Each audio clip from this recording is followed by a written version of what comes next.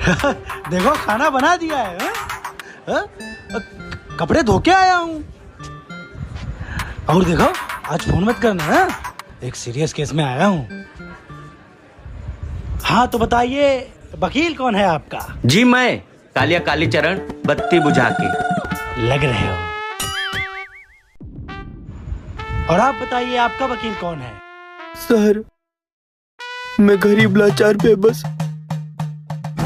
पत्नी का सताया हुआ पति, आखिर कौन लड़ेगा हमारी तरफ से केस? सर आप लोग ही बताइए आखिर कौन लड़ेगा मेरी तरफ से केस?